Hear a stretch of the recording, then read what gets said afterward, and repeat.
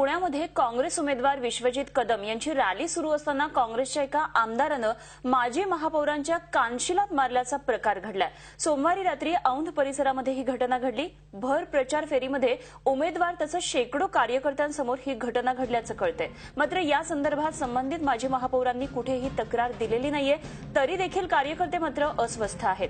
अशा परिस्थितीमध्ये पक्ष काय भूमिका घेणार याबद्दल सध्या चर्चा सुरू आहे। या घटनेतील माजी महापौर हे विश्वजित कदम यांच्या प्रचारामध्ये सुरुवातीपासूनच सक्रिय आहेत, तर त्यांना मारहाण करणारे आमदार हे पक्षाची उमेदवारी न मिळाल्यानं नाराज आहेत आणि त्यातूनच हा सगळा प्रकार घडल्याचं बोललं जातंय। आणखी सविस्तर माहिती जाणून घेऊया। आमचे पुण्यातले प्रतिनिधी अरुण मेहत्रे आपल्या बरोबर आहेत। अरुण, घडलेला प्रकार अतिशय अजब म्हणावा लागेल। एका माजी महापौराच्या कानशिलात मारली आणि तेही एका नाराज आमदारानं। काय नेमकं काँग्रेसमध्ये घडतं याबाबतच्या काय प्रतिक्रिया येतात? काय काँग्रेस पक्ष याच्यावर काही कारवाई करणार?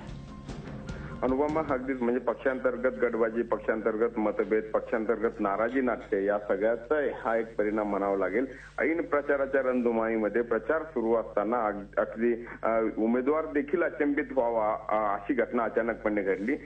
एका आमदारानं त्या ठिकाणचे जे माजी महापौर आहेत त्यांच्या कानशिलात लगावली आणि हे सगळं पाहून कार्यकर्ते देखील संभ्रमित झाले, अस्वस्थ झाले।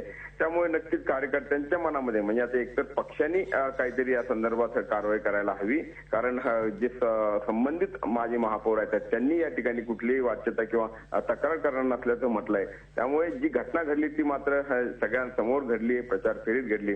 त्यामुळे कार्यकर्त्यांमध्ये नक्कीच अस्वस्थता आहे आणि असा जो प्रकार आहे तो नक्कीच म्हणजे एकीकडे निवडणुकीची रणधुमाळी सुरू आहे, तर हा काँग्रेससाठी म्हणून देखील चिंताजनक आहे आणि एकूणच राजकीय सभ्यतेचा जर भाग आपण बघितला तर त्याची देखील या ठिकाणी कुठेतरी त्या दृष्टिकोनातून देखील चिंतेचा किंवा चिंताजनक म्हणावं लागेल।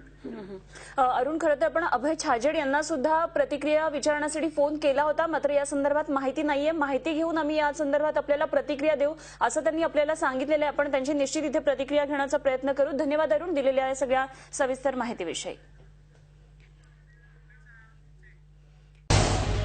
झी 24 तास रहा एक पाऊल पुढे।